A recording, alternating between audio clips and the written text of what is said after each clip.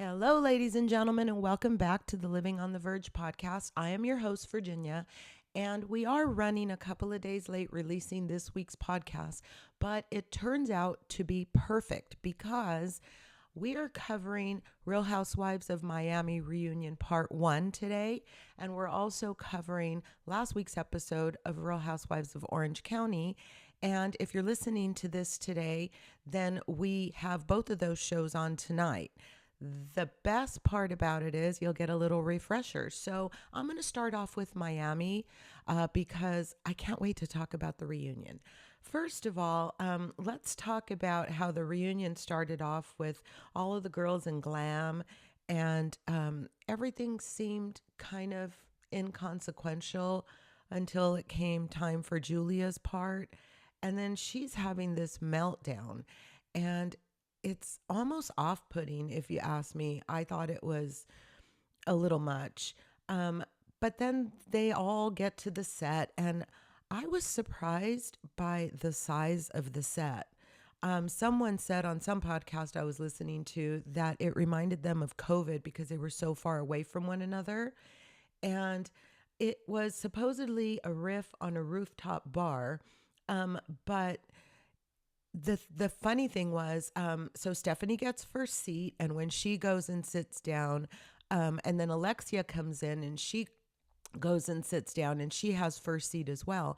But it looked for sure like two people could fit in between them and where Andy would be sitting. So it was a little weird in the beginning to figure out what was going on until they pulled the cameras out and they had the wide shot, and you could see that it was just a very spacious set. Now, as far as what they were wearing, I'm not sure how I felt about the color palette. It was pretty, it was bright, it was colorful.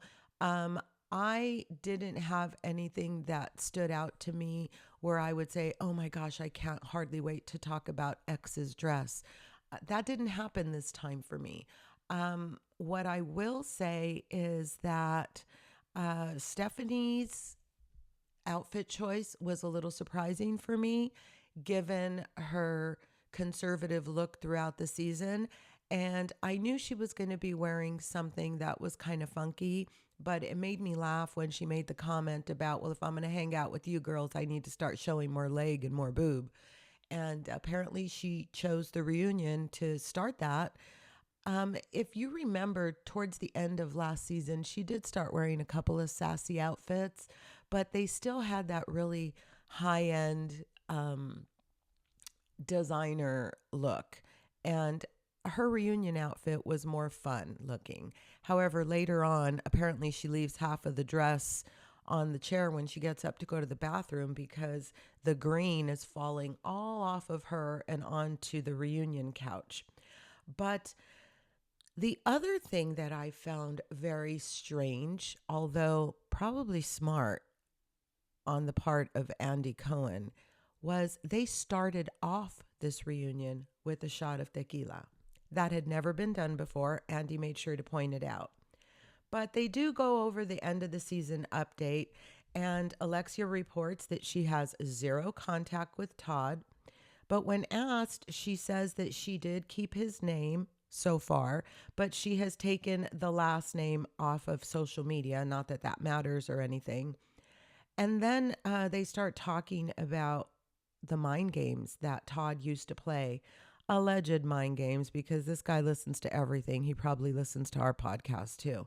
And knowing Todd, he'll do some soliloquy on social media yelling at me. So let's just throw alleged in there. But anyway, she and Marisol start to recount all of the alleged mind games that Todd would play. And apparently when, they were going to head to a reunion, he would like ice her out and not talk to her and tell her that nobody wanted to be her friend, and then come to the reunion but continue to ice her out the entire time they were there and just play mind games. And to be honest with you, good riddance. This clown continues to make a fool of himself on social media, and it's never going to change. For someone who apparently this marriage didn't work because of how much he hated the show, he's really trying hard to stay relevant. Go away, Todd. We're all done with you. Thank you very much. Alexia admits, finally, what we've known all season, that the narcissist party was, in fact, in honor of Todd. So, narcissists know they're narcissists. They just don't want to admit it. And that's part of the narcissism. The people that surround themselves with narcissists, or that's probably not put very well. Let me rephrase that. The people that have narcissists in their life know that they have narcissists in their life as well. And in most cases, they'll try to make excuses and cover up for them. And that's pretty much what we saw of Alexia. And trust me, guys, when I tell you, this guy was the epitome of a narcissist, and he continues to be by his grabs at fame on social media. But I'm getting myself worked up, and we haven't even started the actual reunion yet. So let's move on. Apparently, Marisol was very happy to spill the beans about all the things that Alexia had been doing to cover up for Todd's terrible behavior in the past. And as of the reunion filming episode 1, it was a non-issue, except for, from what I hear, I have it on a relatively good source that as recently as maybe a couple of weeks ago, Alexia was messing with Todd again. So shame on you, young lady. But again, another one of the traits of a narcissist is they can reel you back in. They can be charming and wonderful, and she's falling for it. Girl, come on. So we'll see what happens at BravoCon. Now, Todd, I believe, was uninvited to BravoCon, or maybe he wasn't officially invited. But believe me, if those two were messing with one another, he would have shown up. So a big tell will be whether or not Todd goes to BravoCon. And maybe he won't show up at the event itself, but it'll be interesting to see if he's spotted out and about at the after events and the other things that happen in the evening at BravoCon. And speaking of BravoCon, it is getting ready to pop off very soon here, you guys. So if you already have your tickets, hit me up and let me know. And as I've said a couple of times before, we're putting together a couple of get-togethers that we can have just little meet and greets and share the tea that we've all gotten throughout the day. Of course, the podcast will be podcasting live at BravoCon all weekend. We are looking to do a couple of collaborations with other podcasts over the weekend.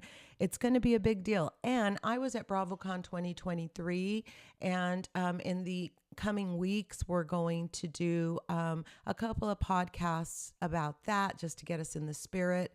And I'll talk to you about a couple of the things that happened when I was there last time. It is really a good time. If you have not gotten your tickets to BravoCon, there are still some available. Get on it, and we'll see you there. Let's get back to the reunion. Andy moves on past the whole Alexia and Todd thing, thankfully, and he pivots to Guerdy, and he wants to talk to her about the social media backlash regarding the water incident, the tossing the water incident. And so Alexia is the one who pipes up and kind of starts to apologize to Guerdy, because the issue is that apparently social media thought that nobody really had Guerdy's back and everybody should have said more in the moment. And so Alexia does start to apologize, and then Andy interjects to kind of redirect Guerdy. And then she, as if she's kind of talking to herself, says that she does know that she is here to listen more, and to listen more than she speaks. And honestly, it doesn't last long before she starts pointing out that Julia threw a bucket at Marisol, and then she goes at Kiki, and Kiki's like, I thought we were good. Well, she's referring to during the actual water incident when Kiki tried to remove her from the situation to calm her down. And Andy points out that social media saw that as her kind of insinuating that by needing to be removed, Guerdy was made to look like an angry black woman. I don't know. I think it's a stretch. I think that maybe all of these people are paying way too much attention to social media. I think social media needs to get a life and start doing things that might be a little bit more productive besides sitting around and spinning narratives that may or may not be true. I mean, first of all, if it's true, whatever. It is what it is. She's an angry black woman. Not that you are, Guerdy, but I, as a proud half black, half Mexican woman, can honestly say, girlfriend, you're coming off harsh, man. You're coming off harsh. I had to go back and watch this because I saw it when it first aired, and then I went back and watched it because it had been a couple of days, so I wanted to refresh myself. And I remember that when I got to this scene the second time, I was so uncomfortable. I got this weird feeling in my stomach because I knew that this girl was about to pop off. And I don't know what happened. I really used to adore Guerdy, but I am not loving her at all this season. Andy points out that the reason there is so much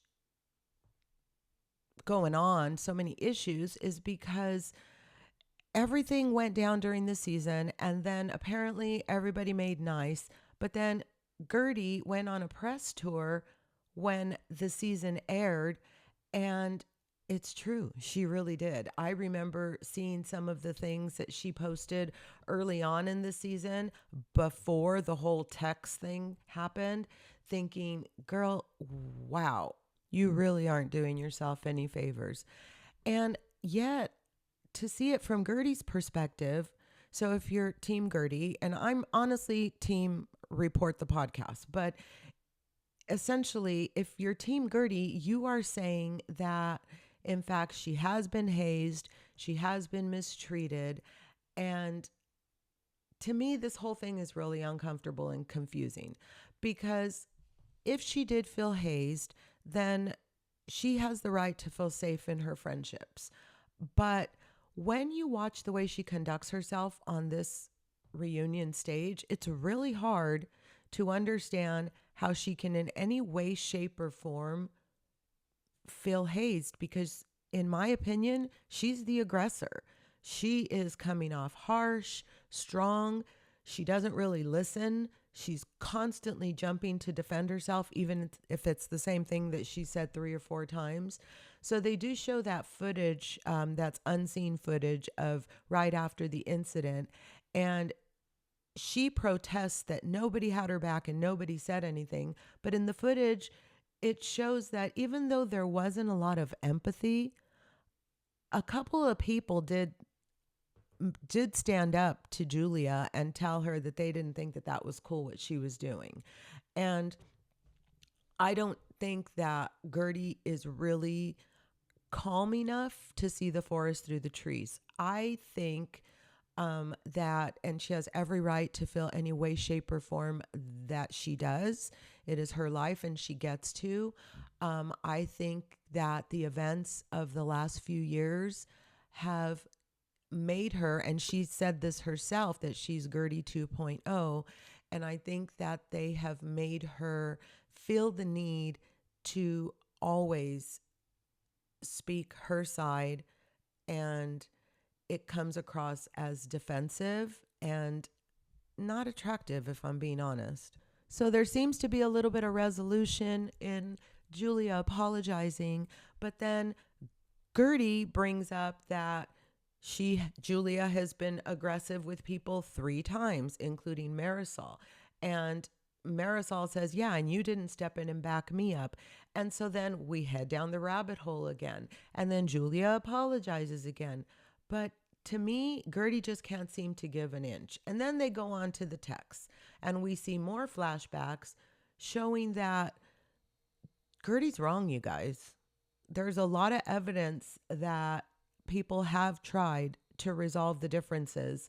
And then Andy and everyone wants to know exactly what did these texts prove? What did doing this at this event prove? And the answer is Add 3 pencils, shake with flour, scramble eggs, and then bake in a washing machine for 35 days. Fucking word salad. Like, none of what this lady said made any sense. She cannot answer a question directly. And at this point, and it's coming across right now, I'm frustrated. She just can't commit to forgiveness. And she just leaves a really bad taste in my mouth. And then thankfully, after this scene, they head out to a potty break. And I'm sorry, but I'm just going to say it. Guerdy sounds unhinged. She keeps chiming in with her little 5-cent sayings that really don't even have 5 cents in value anymore. And I'm just ready to move on. Thankfully, after the break, we get to see that Andy pivots over to Stephanie, and her package was very wealth centric. But again, what did we expect from her? And then when asked by Andy, like, why do you lead with your wealth? She has a weird comparison to winning a Super Bowl and wearing a ring proudly. And I could kind of see where she's coming from. She's a lady who is small in stature, is in a male dominated field, and probably feels the need to kind of somewhat prove her success. But what she ends up saying is that she is proud of her success, and that's why she has a tendency to flaunt it. So I guess if it wasn't as down your throat, it would be a little bit more, well, not endearing, but a little bit less ick and a little bit more tolerable. But I think that as the season went on, she started to level off. And I can certainly see that this Stephanie that is at this reunion is very much like nautical Stephanie. At least so far, we're 1 episode in.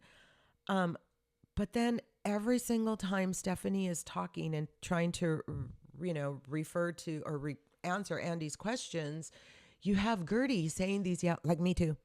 Yeah, I thought that way too. Yeah. Shut the fuck up, Guerdy. Your package is over. I don't know. This girl needs a Xanax. But anyway, Dr. Nicole comes up during this whole thing. And then the assistant comment comes up because, in case you don't know, a lot of the backlash against Stephanie is that allegedly she was her husband's ex-wife's assistant and stole Masood from under her. And that is categorically false. She takes the opportunity again to clear up the fact that she's never met Masood's ex-wife, and that she has never worked for her, and that you won't find a picture or a text or anything of the like saying differently. And oh, by the way, she wanted to make sure that everybody knew that by the time she did meet Masood, he had been separated, maybe not divorced, but separated from his ex-wife for 7 years. You guys, that matters. So if you were giving her a hard time about that part of it, it's not true. Let's back off a little bit. And then they talk about the sisters, and Stephanie says that she's no piece of cake and that she's hard to deal with, and that there hasn't been a lot of progress with the sisters. But honestly, she's hoping that they do watch the show. Andy asks, and she says, I really hope they do, because I want them to know that I have issues with other people too. This is just who I am, and that I'm just not the easiest person in the world, but I do love them. And then finally, Andy asks, like, what was the biggest thing, the biggest takeaway, or the biggest surprise in joining the group? And it was that she truly loves every girl, and that was the biggest surprise, because she didn't anticipate that happening. So honestly, in my opinion, Stephanie was a really nice addition to this cast. She may have come on a little strong, but I think Mighty Mouse was a good addition, and I think she brings something to the group. I'm not necessarily thrilled with her relationship with Larsa, but then that's because I don't necessarily care for Larsa. So I'm not really being fair. And if I'm being honest, Stephanie and her friendship with Larsa actually made me dislike Larsa a little bit less. But there's a big curve to a big hill, a big mountain to overcome.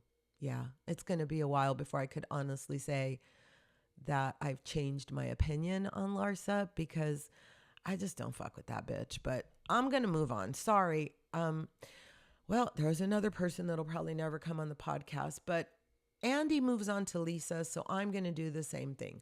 Lisa is really socially unaware, you guys, right? That was my takeaway. This girl lives in Lisa land, or she likes to say Lisa's world, and she finds it funny that everybody has this analysis of her. And I think that despite all of this, we did see some growth from Lisa. I don't care much to get into her package. I do think that it was really weird that she had all those rings on her finger, and that she tried to do that thing where she tried to pretend that now she has a ring on her finger, and then all the girls kind of took the bait and said, "Oh my God, are you engaged?" And then she was like, "No, this is what I want." And Stephanie kind of got her out of looking like a complete idiot by saying, "Oh, so she's manifesting that that's what she wants." Lame. The whole thing was lame. Andy asked how things are going as far as co-parenting with Lenny, and Lisa says that things are still going tough, which makes me kind of sad, because, I'd kind of hope that 3 years later they finally figured out a way to co-parent. But sometimes when things are contentious, they just stay contentious.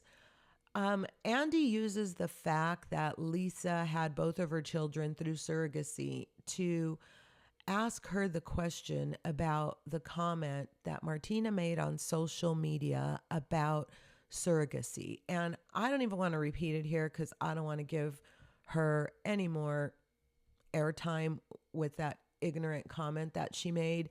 But Lisa does say, you look it up if you want to, but Lisa does say that she was very disappointed and that she thought it was a joke. And then Julia jumps in to make sure that everybody knows that Martina did take down the comment, but the girls point out that she may have taken it down, but she didn't retract her opinion. And Julia says nothing, meaning she didn't retract her opinion. But Julia does make sure that everybody knows that she strongly disagrees with Martina's opinion. So, okay, the whole thing is uncomfortable. And I'm going to say it right here and right now. I kind of was going to wait to say this in my wrap up after Reunion episode 3, and I'll probably say it again then. But I am perfectly ready to see no more Martina Navratilova and no more Julia Magova or Wagovi or whatever the hell her name is on our screens next season. I don't like this arc at all.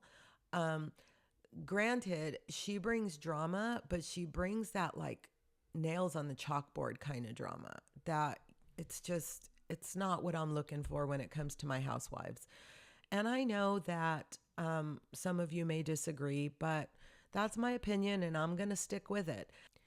After the whole Martina comment thing, Andy kind of pivots over to Julia and brings up the kids, and they show the flashback of her in Marbella asking the friend to be the godfather, and Andy asks if there is going to be a godmother or if he has asked if they have asked anybody to be a godmother yet, and if Adriana was ever in the running. And Julia says, nope, she wasn't. And Adriana is visibly hurt. And I want to know what went wrong. Well, the flashback package was really bad. It starts off with Julia on her knee proposing forever friendship to Adriana, and then all of their gooey, ooey, lovey-dovey relationship flashbacks that really, really make Julia look bad. And so we're trying to figure out where things went wrong. And Adriana says that things started to pivot when Julia started to become friends with Alexia, but things didn't really take a turn until she started to get close to Marisol. And that's when the change really happened. So Andy's asking a question to Adriana. Adriana's trying to answer it. Julia's chiming in saying that she would like to bring clarity. Everybody's saying, let Andy run the damn show. So after Adriana answers the question, Julia says, I would like to say something that will bring clarity. And she tells Andy that when she and Adriana were in the Hamptons, they slept together. And we have a collective gasp in the group and close. End scene.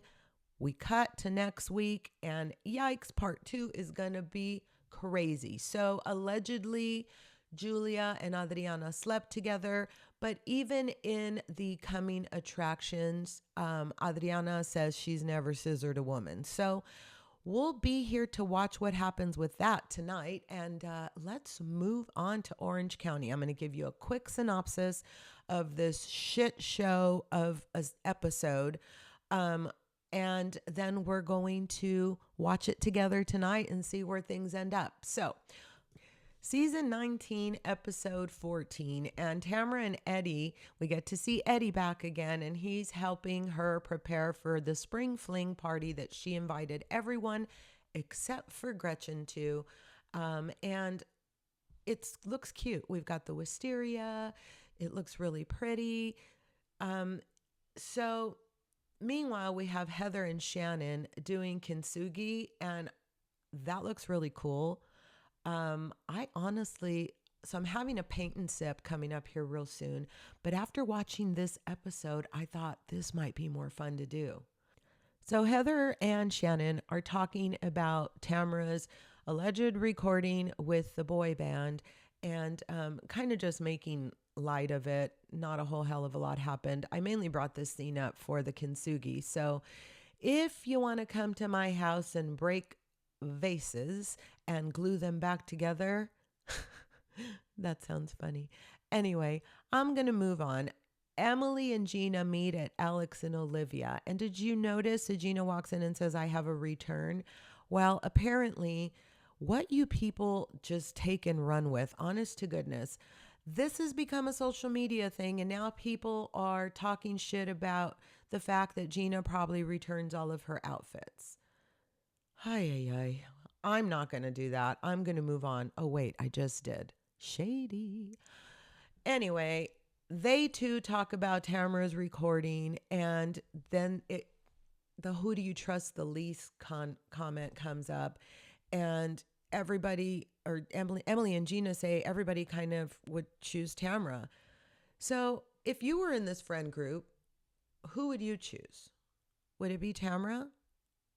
Honestly, I think I have a hot take, probably a really unpopular opinion, but I think Tamra is pretty loyal.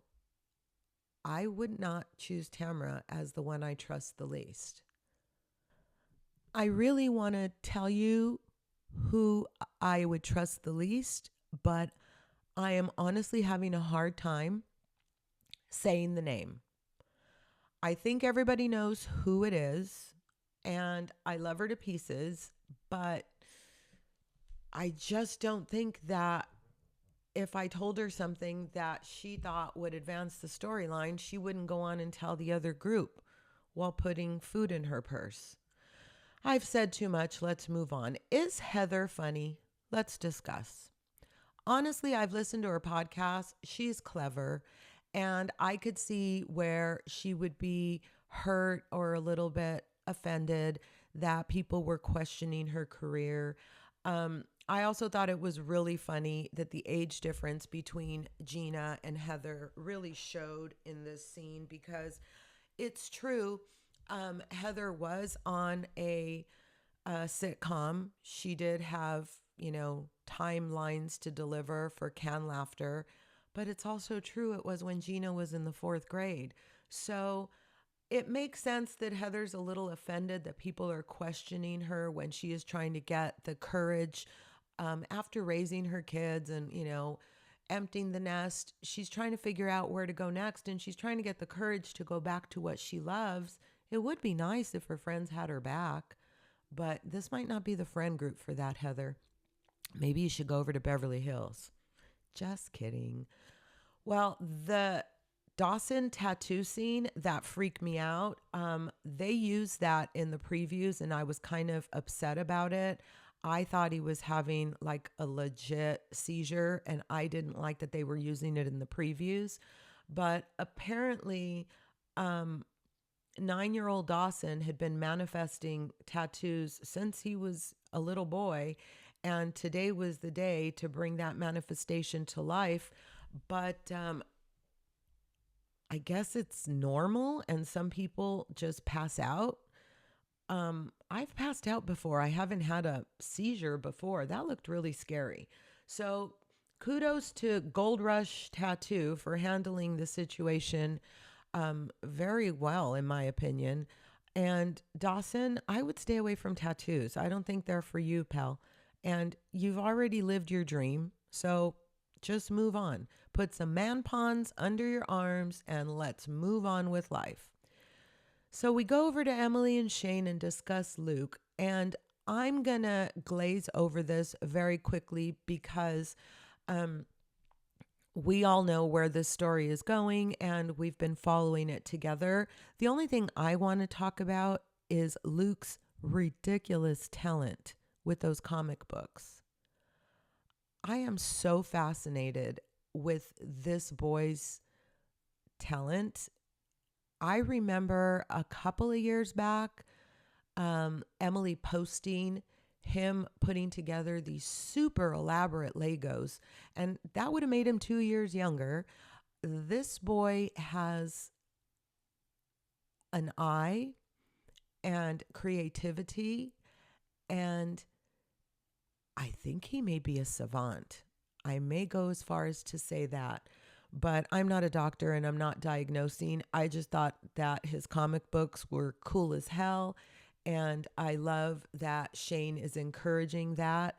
And I love that Emily and Shane are trying to figure Luke out together now. That makes a big difference.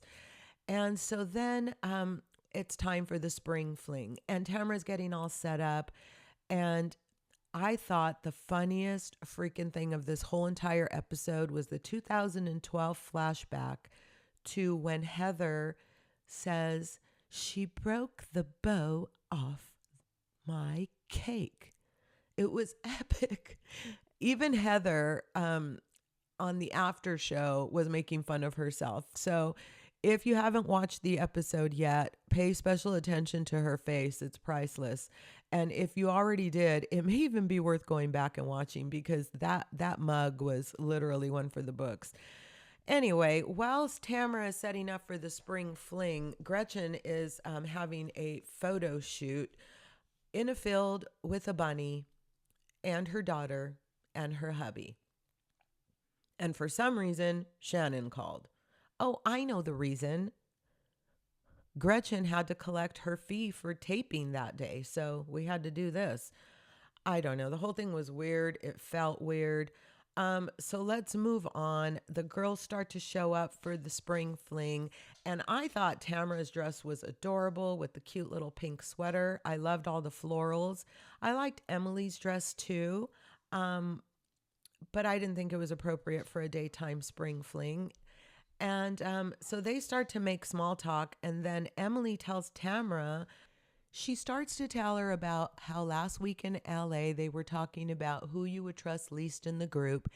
And I think Emily's a good friend for telling her to her face. I don't think this was the time to tell her. Because Emily tells Tamra that her answer was that she trusted Tamra the least. And Tamra is visibly hurt, visibly shaken, and unfortunately, she is not using all of her new therapy skills, and she reverts to good old Tammy Sue, and gets upset, starts to cry, and storms out of her own party, leaving poor Emily there with the young girl from A Real Sweet Thing, Lisa. So this is hilarious. It's the most awkward situation. Emily is standing in Tamra's kitchen with the cake decorating lady, who suddenly has a scene on The Real Housewives of Orange County by virtue of the fact that the host has walked out and left one of the guests standing there. Thankfully, Gina finally shows up, and it gives Tamra reason to come back downstairs to greet her. And Emily kind of confronts things head on, and it's like, are you going to be mad at me? Like, let's talk about this. And Tamra does her like, I don't want to talk about this with you until I'm done, kind of whatever. And it's just not a good look. Tamra, you're not showing good communication skills. Somebody is trying to tell you something that they know is going to hurt you, and they're telling you to your face because they care about you. But as per usual, you cannot handle it. And so, you have a little tizzy fit. And it seems to me, so then the girls kind of start to file in, and we kind of get away from the drama, at least for a moment. And I am fascinated by the gorgeous charcuterie board. I thought that was beautiful. I could do a pretty mean charcuterie, but that's one I took a picture of because I really liked the way it was set up. And as they're having a conversation out on the patio, Tamra says that she's meeting with Katie and that she has some things she wants to discuss with her. And it really sets Emily off. Emily is upset, and she says that she doesn't understand why she doesn't realize that that would be upsetting. But then Tamra says that she has some things that she wants to hear from Katie. And the whole thing goes awry. Everybody starts to kind of get pissed off about the whole situation. And then Tamra, as per usual, has another tizzy fit and goes at Heather, and then storms out because she's in the kitchen. Heather goes in to talk to her about why you're acting like this, and so on and so forth. And next thing you know, Tamra says, this is the last time you will see me film. Have a good season. And off she goes. So then Heather goes back outside to explain to the girls that she doesn't know what the hell's going on with Tamra. And the fact that Heather isn't funny comes up. And listen, Gina is the one who knows how to deal with all of this. In the confessional where she just says, Heather is my funny friend. She is hilarious. That's how you should just handle this. Just like, what's the big deal? Just tell her she's funny and let's move on with it. But listen, Heather is really hurt about this. And she has a conversation with Gina about the fact that, like, it's hard for her and this is a serious thing for her. And oh, by the way, she had to audition to get back into the Groundlings, and she got in. And so it feels like they have fixed it between Heather and Gina, at least for now. And meanwhile, they're missing out on the cake decorating because Lisa has moved on, and she's showing people that the real proper way to decorate a cake is to add copious amounts of frosting. But apparently you need to be doing this while having a very spirited argument about nothing really in particular, but enough to make poor sweet Lisa feel awkward. And did you guys notice Emily's body language and the way she was just slapping the shit all over the cake, and people would say something and she would still have that resting bitch face look? She was pissed. Yeah, she's not enjoying herself in this situation, and she is not afraid to show it. But it's time to pivot because Tamra is about to bring the receipts, and we have Followgate.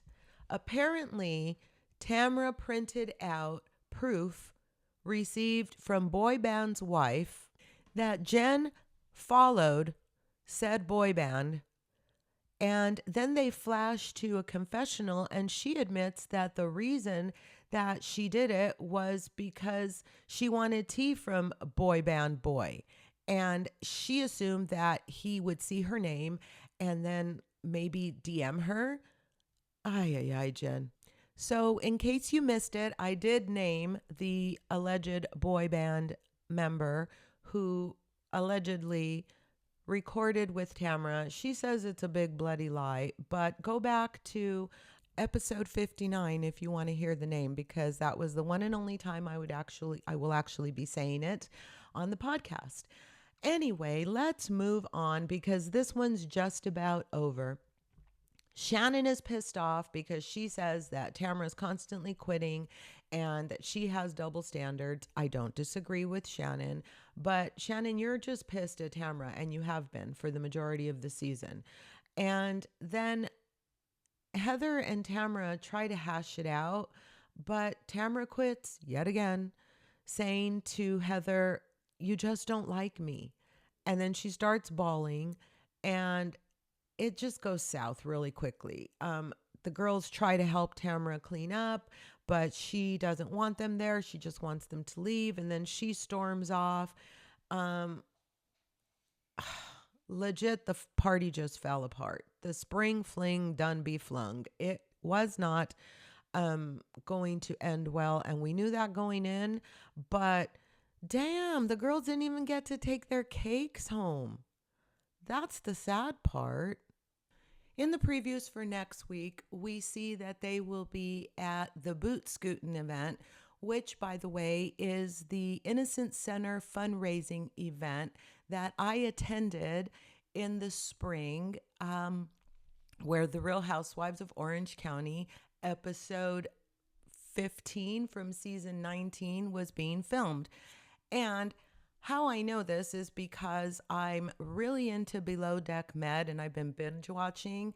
If you podcast on reality, you find yourself looking for things that you don't podcast on so that you can watch with enjoyment and not, with purpose.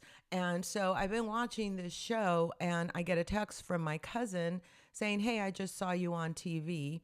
I have a Living on the Verge podcast episode where I reported all about that evening.